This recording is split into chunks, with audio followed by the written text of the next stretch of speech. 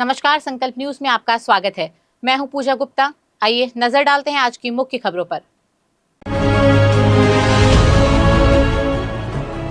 महापौर ने पेश किया 15 लाख रुपए के फायदे का बजट।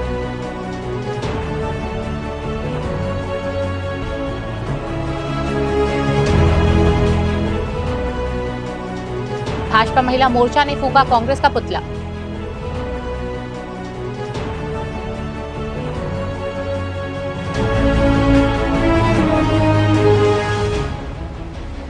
और बंद पड़े हैं दानदाताओं के द्वारा दिए गए वाटर कूलर।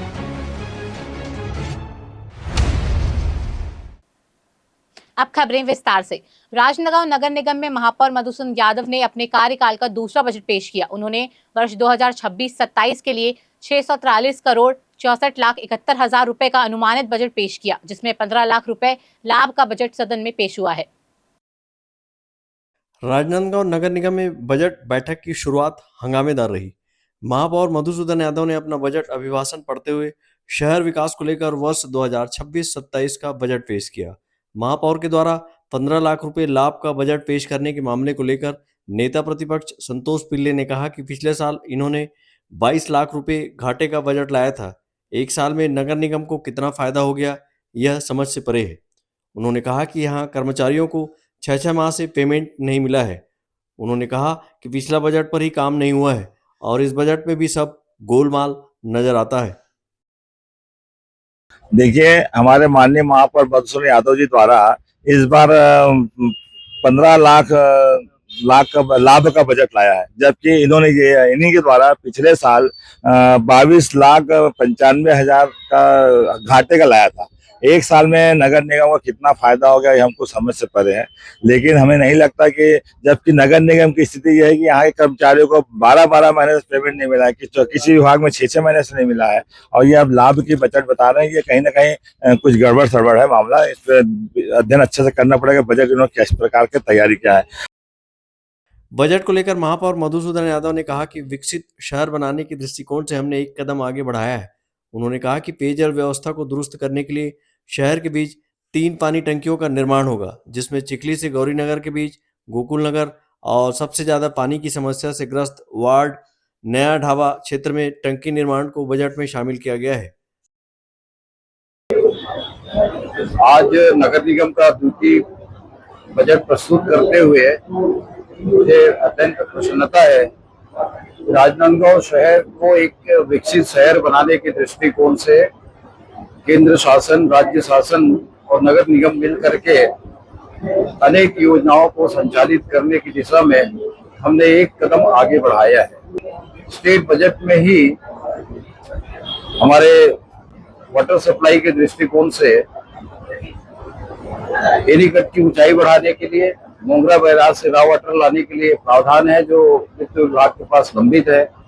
साथ ही शहर के पेयजल व्यवस्था को दुरुस्त करने की दृष्टि से हमने इस वर्ष 3 नवीन टंकी का निर्माण करने का प्रावधान रखा है। हमारे शहर के सबसे ज्यादा प्रभावित इलाके में नवागांव वार्ड नंबर नया ढाबा वार्ड नंबर 4 है। वहां पर टंकी, चिखली से गौरी नगर के बीच में टंकी का निर्माण, एक टंकी का निर्माण हम गोकुल नगर के आसपास करने के लिए प्रावधान रखे हैं। नगर निगम के बजट बैठक के दौरान पूर्व निगम अध्यक्ष एवं वरिष्ठ पार्षद हफीज खान ने शहर में शुद्ध पेयजल नहीं मिलने का मुद्दा उठाते हुए महापौर को घेरा। महापौर के द्वारा पेश किए गए बजट में पेयजल व्यवस्था, जल संयंत्र गृह मरम्मत, mineral water bottling plant, pipeline विस्तार, कुओं और तालाबों का संरक्षण, रानी सागर एवं बूढ़ा सागर सौंदर्यीकरण, उद्यान, शिक्षा, क्रिकेट टर्फ, चौराहों का सौंदर्यीकरण, सड़क सौंदर्यीकरण, प्रतिमा स्थापना, petrol pump, electric charging centre, महिला प्रसाधन, मस्ती के पाठशाला सहित अन्य प्रावधान किए गए हैं। अंकालू साहू के साथ हफीज खान, संकल्प न्यूज।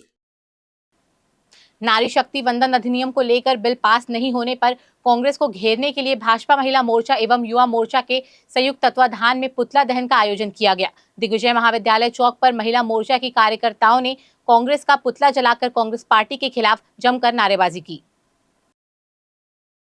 नारी शक्ति वंदन अधिनियम को लेकर भाजपा महिला मोर्चा द्वारा जन आक्रोश सम्मेलन एवं पुतला दहन का आयोजन किया गया। शासकीय दिग्विजय महाविद्यालय चौक पर महिला मोर्चा की पदाधिकारी और कार्यकर्ता काली पट्टी लगाकर एकत्रित हुए। इस दौरान उन्होंने नारी शक्ति वंदन अधिनियम का बिल पास नहीं होने देने को लेकर कांग्रेस पार्टी के खिलाफ जमकर नारेबाजी की। वहीं कांग्रेस का पुतला दहन विरोध प्रदर्शन किया। महिला मोर्चा की अध्यक्ष पुष्पा गायकवाड़ और मधु वैद ने कहा कि कांग्रेस ने नारी शक्ति वंदन अधिनियम बिल सदन में पास नहीं होने दिया। कांग्रेस ने नारियों से उनकी समानता का अधिकार छीना है। वहीं भाजपा युवा मोर्चा के जिला अध्यक्ष चिंटू सोनकर ने कहा कि महिलाओं के सम्मान, सुरक्षा एवं अधिकारों के समर्थन में यह जन आक्रोश कार्यक्रम आयोजित किया गया है।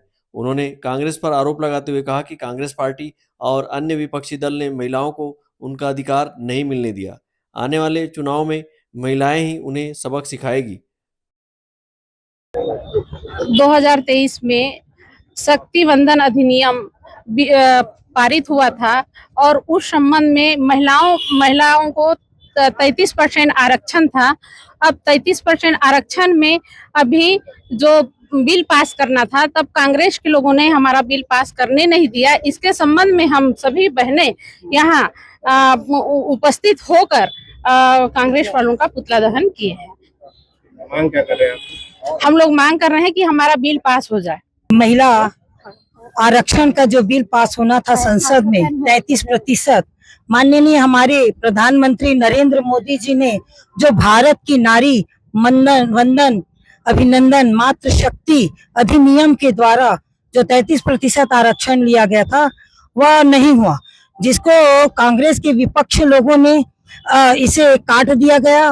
और हम महिलाओं ने जो आज यहाँ पर हमारे जो आरक्षण नहीं लिया गया है, जिसमें हम सारे राजनांदगांव पूरे देश की महिलाओं लोगों में एक तो उतवाल आ गया है, खलबली मच गई है कि हमारे लिए क्यों नहीं किया गया है आरक्षण। क्या चाहते हैं राहुल गांधी जी कि नरेंद्र मोदी जी ने जो इतनी मेहनत करी है, महिलाएं सारे उनके लिए हम आज खड़े होकर पुतला दहन का कार्यक्रम रखा गया है और हम सारी मातृशक्ति बहनों ने या पुतला दहन करके हमने अपनी नारीत्व का मातृशक्ति का यानी बता दिया गया है कि हम भारत की नारी कितनी शक्ति और कितनी वंदनीय है। मातृशक्ति को मैं वंदन अभिनंदन करती हूँ। आज महिला मोर्चा और युवा मोर्चा के संयुक्त तत्वाधान में दिग्विजय कॉलेज के समक्ष कांग्रेस पार्टी की जो कुंठित मानसिकता है, उनकी जब से स्थापना काल से अब तक के महिला विरोधी जो मानसिकता है वो उजागर हुआ है। वो उजागर नारी शक्ति वंदन अधिनियम जब लोकसभा में प्रस्तुत किया गया तो उनके विरोध में उन नारियों को, उन मातृ शक्तियों को सम्मान देने के बजाय उस अधिनियम के विरोध में कांग्रेस पार्टी और अन्य विपक्षी दल खड़ा हो गया। इससे हमारे मातृ शक्ति बहुत उद्वेलित है, बहुत आक्रोशित है। इसको लेकर के आज दिग्विजय कॉलेज के सामने कांग्रेस पार्टी और अन्य विपक्षी दलों का पुतला दहन किया गया है। और आने वाले समय में मातृशक्ति को हल्का में ना ले कांग्रेस पार्टी और अन्य विरोधी दल, मातृशक्ति आने वाले समय में चुनाव के माध्यम से, अन्य माध्यमों से, क्योंकि जब भी कोई सत्ता में आता है इन मातृशक्ति के दम पे आता है और जब भी कोई सत्ता से जाता है तो इन्हीं मातृशक्ति के दम पे जाता है। महिला मोर्चा के द्वारा आयोजित पुतला दहन के दौरान बड़ी संख्या में महिला मोर्चा और युवा मोर्चा के कार्यकर्ता उपस्थित रहे। हफीज खान, संकल्प न्यूज। 2027 जनगणना 2 चरणों में संपन्न होगी। 16 अप्रैल से जहां 2027 जनगणना के लिए स्वगणना पोर्टल में जनगणना की शुरुआत हो गई है, वहीं प्रथम चरण की जनगणना 1 मई से शुरू होगी। इसके लिए अधिकारी कर्मचारियों को 3 दिवसीय प्रशिक्षण शिविर का आयोजन किया गया है, जहां अधिकारी कर्मचारियों को मकान सूचीकरण, आवास गणना की प्रक्रिया सहित अन्य जानकारी दी जा रही है। राजनांदगांव शहर के पदुमलाल पुन्नालाल बख्शी स्कूल में जनगणना के प्रथम चरण के तहत 3 दिवसीय प्रशिक्षण शिविर का आयोजन किया गया। इस प्रशिक्षण शिविर में प्रगणक, सुपरवाइजर सहित कर्मचारियों ने भाग लिया। जनगणना प्रशिक्षण स्कूल के 6 कमरों में किया गया है। प्रत्येक कमरों में 50-50 की संख्या में कर्मचारी प्रशिक्षण प्राप्त कर रहे हैं। 3 दिवसीय प्रशिक्षण शिविर में प्रथम चरण में मकान सूचीकरण एवं मकानों की गणना कार्य को सुचारू एवं त्रुटि रहित ढंग से संपन्न कराने के लिए कर्मचारियों को प्रशिक्षण दिया जा रहा है। प्रशिक्षण के दौरान प्रतिभागियों को जनगणना की प्रक्रिया, आवश्यक दिशा निर्देशों तथा तकनीकी पहलुओं की विस्तृत जानकारी दी जा रही है। अधिकारियों ने प्रगणकों को मकान सूचीकरण की विधि, प्रपत्रों को सही तरीके से भरने, डेटा संग्रहण एवं सटीक जानकारी संकलन के बारे में विस्तार से समझाया। साथ ही कार्य के दौरान आने वाली संभावित समस्याओं एवं उनके समाधान पर भी चर्चा की गई। जनगणना एक महत्वपूर्ण राष्ट्रीय प्रक्रिया है, जिसमें जनसंख्या एवं संसाधनों से जुटे सटीक आंकड़े प्राप्त होते हैं। इसीलिए सभी कर्मचारियों को जिम्मेदारी एवं सावधानी के साथ अपने दायित्वों का निर्वहन करना आवश्यक है। बहरहाल प्रशिक्षण कार्यक्रम का उद्देश्य जनगणना कार्य को सुचारू, पारदर्शी एवं तकनीकी रूप से सशक्त बनाना है ताकि सही और विश्वसनीय आंकड़े एकत्रित किए जा सके। शिविर में हाउसिंग लिस्टिंग एवं हाउस होल्ड पहचान और मानचित्र, डेटा संग्रहण एवं सत्यापन, डेटा सिंक, पर्यवेक्षण पूर्णता एवं प्रमाणन जैसे महत्वपूर्ण पहलुओं की जानकारी दी गई। अमित चटर्जी के साथ ब्यूरो रिपोर्ट, संकल्प न्यूज। अब वक्त है एक ब्रेक का।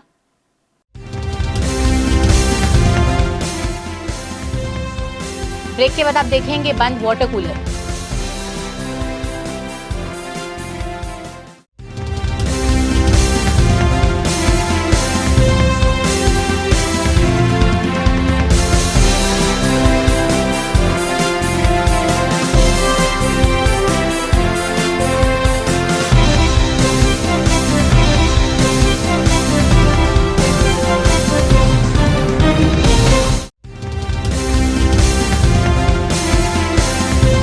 सबसे पहले तो मैं संकल्प न्यूज़ प्रारंभ होने पर एजेंसी को अपनी ओर से शुभकामनाएं और बधाई देता हूं। और जिस तरीके से पहले भी शहर के विषय को और जिले के विषयों को उन्होंने प्रमुखता से यथोचित प्लेटफॉर्म पे रखा है, उसी तरीके से आगे भी रखेंगे और इसका लाभ शहर की जनता को, जिले की जनता को मिलता है।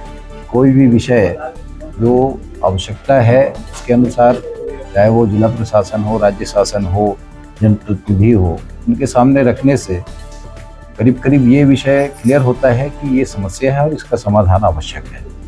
तो इस न्यूज़ चैनल को स्थानीय स्तर पर प्रारंभ करने से हम लोगों को भी बेनिफिट है और पब्लिक को भी है। एजेंसी को हो ना हो लेकिन जनता को जरूर है, तो इसका लाभ जनता को मिलेगा, सबको मिलेगा। मेरी शुभकामनाएं हैं और इसका लाभ हम लोग भी लेंगे।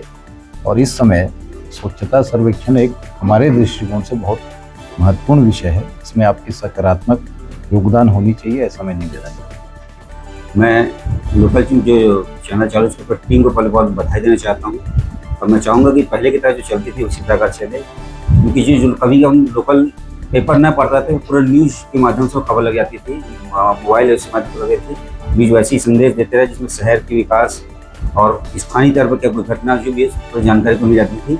मैं टीम को चाहूँगा उसी प्रकार काम करे और अच्छे से कार्य करे। संकल्प न्यूज को मैं पुनः एक बार बहुत बहुत बधाई और शुभकामनाएं देता हूं, क्योंकि संकल्प न्यूज ने पहले भी इस क्षेत्र में बहुत अच्छे तरीके से काम किया है और वास्तविकता जो जनता के बीच में रहती थी उसको बिल्कुल दिखाने का उन्होंने पूरा प्रयास किया है। मैं अपनी ओर से चाहूँगा इस बार भी उसी प्रकार वही धमाकेदार न्यूज़ और सच्चाई को अपने अवगत कराते हुए संकल्प न्यूज फिर से शुरुआत हो रही है, इसलिए मैं दिल से बहुत बहुत बधाई और शुभकामनाएं देता हूँ। मैं संकल्प न्यूज़ के सभी साथियों को बहुत बहुत बधाई देता हूँ। पहले भी निष्पक्ष रूप से आप लोगों ने शहर की आवाज़ को उठाया, सत्ता के गलियारों तक यहाँ के लोगों की समस्या को पहुँचाया। मैं उम्मीद करता हूँ पुनः आपके माध्यम से सरकार तक आम नागरिकों की आवाज़, यहाँ की समस्या पहुँचेगी और मेरी तरफ से पूरी टीम को बहुत बहुत शुभकामनाएं एवं बधाई देता हूँ। फर्नीचर जो एक कहानी कहता है, फर्नीचर जो हमारे घर को घर बनाता है। सबसे अच्छा फर्नीचर जो आप इस ग्रह पर पा सकते हैं, Shaheena furniture mall and home appliances. Luxury sofa, deluxe sofa, दीवान, अलमारी, डाइनिंग टेबल, लकड़ी व स्टील फर्नीचर, फाइबर फर्नीचर एवं LED TV, fridge, washing machine, AC, cooler व किचन संबंधित सभी प्रकार के सामान के थोक व चिल्लर विक्रेता। 0% ब्याज दर पर बजाज फाइनेंस व EMI फाइनेंस की सुविधा उपलब्ध। अब पैकेज खरीदी पर पाएं आकर्षक डिस्काउंट या गिफ्ट हैम्पर जैसे iron, bedsheet, mixie, suitcase, cooler और भी बहुत कुछ। इसके साथ ही 2000 या इससे ऊपर की खरीदी पर पाए 500 रुपए का गिफ्ट वाउचर। शहर के पास, भीड़ से दूर, Shaheena furniture mall and home appliances. Mahamaya Chowk से 600 मीटर की दूरी पर, डोंगरगांव रोड, गोकुल नगर के आगे चर्च के पास, राजनांदगांव। राजनांदगांव जिले का सबसे विश्वसनीय अस्पताल शारदा मल्टी स्पेशलिटी हॉस्पिटल, 40 बिस्तरों का सर्व सुविधा युक्त अस्पताल। हमारे यहाँ विभिन्न डॉक्टरों की ओपीडी सेवाएं संचालित है, साथ ही ऑपरेशन की भी सुविधा, उपचार एवं भर्ती की सुविधा 24 घंटे उपलब्ध है। आयुष्मान कार्ड धारकों के लिए इलाज की सुविधा, वरिष्ठ हड्डी रोग विशेषज्ञ डॉक्टर दिनेश अग्रवाल की सेवाएं 24 घंटे उपलब्ध। सभी प्रकार के फ्रैक्चर के इलाज एवं ऑपरेशन की सुविधा, जोड़ प्रत्यारोपण, रीढ़ की हड्डी का ऑपरेशन, लिगामेंट पुनर्निर्माण, हड्डी संबंधित जन्मजात व विकृतियों एवं जोड़ संबंधित बीमारियों का इलाज, साथ ही डॉक्टर आयुष अग्रवाल जनरल एवं लेप्रोस्कोपिक सर्जन, पेट का दर्द, सर्जरी, पेट में जलन, लेजर द्वारा फिशर, बगंदर, पाइल्स, लेप्रोस्कोपी से छोटे चीरे की सुविधा, एंडोस्कोपी, डायग्नोस्टिक। इसके साथ ही शहर के बीचों बीच कामठी लाइन भारत माता चौक के पास ओपीडी की सुविधा भी उपलब्ध है। Sharda multi speciality hospital, Kailash Nagar, Rajnandgaon.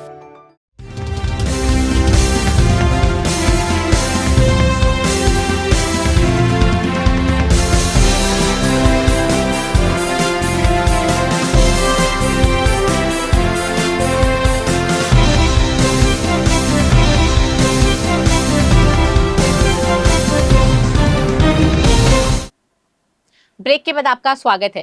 Rajnandgaon शहर के बाजार क्षेत्र में आने वाले लोगों, स्थानीय मजदूरों के लिए जन सहयोग के माध्यम से विभिन्न समाज सेवी संस्थाओं द्वारा शहर के लगभग आधा दर्जन जगहों पर वाटर कूलर लगाया, जो देखरेख के अभाव से बंद होकर कबाड़ में तब्दील हो रहे हैं। शहर की आम जनता को निःशुल्क पेयजल उपलब्ध कराने के लिए विभिन्न समाज सेवी संस्थाओं के सहयोग और नगर निगम के माध्यम से वाटर कूलर लगाया गया है।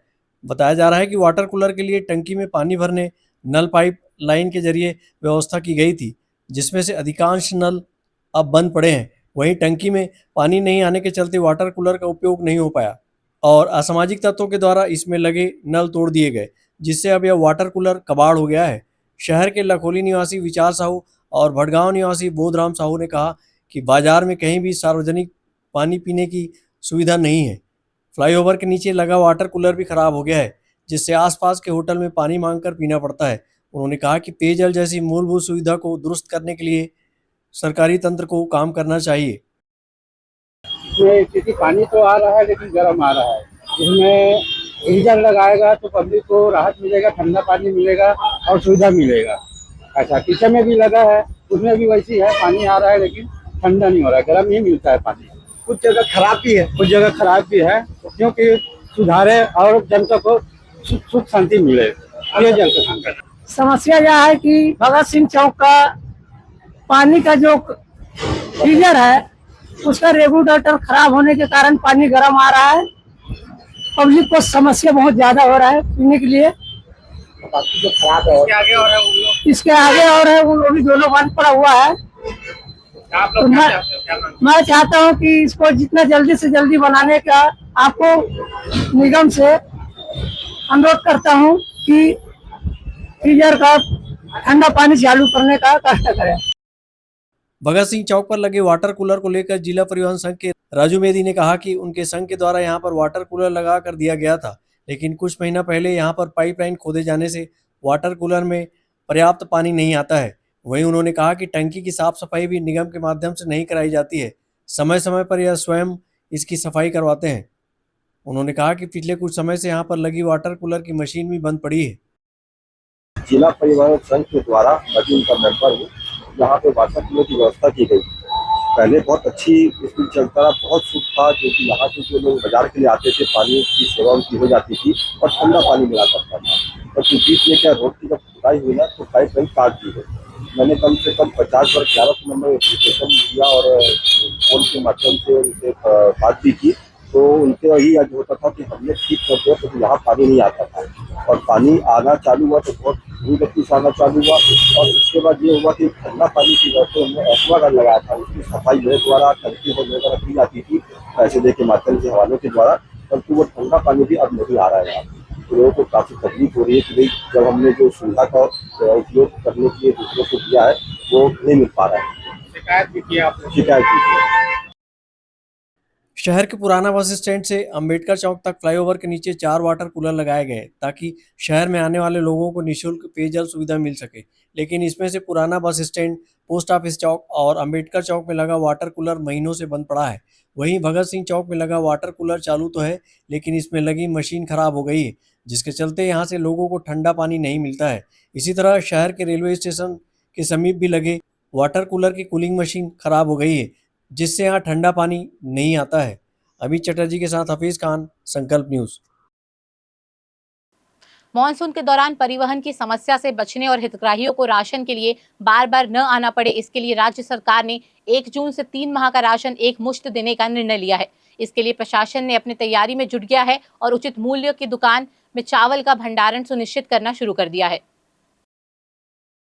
बीपीएल राशन कार्डधारी हितग्राहियों को सरकार जून में एक साथ 3 महीने का चावल आवंटित करेगी। बरसात के मौसम में गरीबी रेखा के नीचे जीवन यापन करने वाले लोगों को बार बार उचित मूल्य की दुकान न जाना पड़े, वहीं चावल परिवहन में समस्या न हो, इसलिए 3 महीने का चावल एक साथ जून माह में दिया जा रहा है। इसके लिए खाद्य विभाग ने अपनी तैयारियां शुरू कर दी है। जिला खाद्य अधिकारी रविंद्र सोनी ने बताया कि शासन के निर्देश पर 3 माह का चावल एक मुश्त दिया जाना है। इसके लिए विभाग अपनी तैयारी में जुट गया है। उन्होंने बताया कि जिले के 250 से 300 उचित मूल्य के दुकानों में चावल का भंडारण सुनिश्चित किया जा चुका है, ताकि शेष बचे दुकानों में माह के अंदर भंडारण पूरी कर ली जाए। अभी वर्तमान में 3 महीने का चावल वितरण का निर्देश आया हुआ है। इसमें लगभग 250 से 300 दुकानों में अभी पूर्ण रूप से भंडारण हो गया है और जहाँ पे 3 महीने का एक मुश्त चावल वितरण किया जा रहा है। और जो बचे हुए शेष राशन दुकानें, लगभग 200 राशन दुकानें शेष है जहाँ पे 3 महीने के अनुरूप भंडारण नहीं हुआ है, वहाँ भी हम लोग अप्रैल महीना के अंदर तक पूर्ण कर लेंगे। 3 माह का चावल एक मुश्त वितरण से कई उचित मूल्य की दुकानों में समस्या आ गई है। कई ऐसी दुकानें हैं जहां 3 महीने का चावल एक साथ रखने की जगह नहीं है, जिससे भंडारण की समस्या खड़ी हो गई है। अमित चटर्जी के साथ ब्यूरो रिपोर्ट, संकल्प न्यूज। आज की खबरों में बस इतना ही। हमें दीजिए इजाजत। नमस्कार।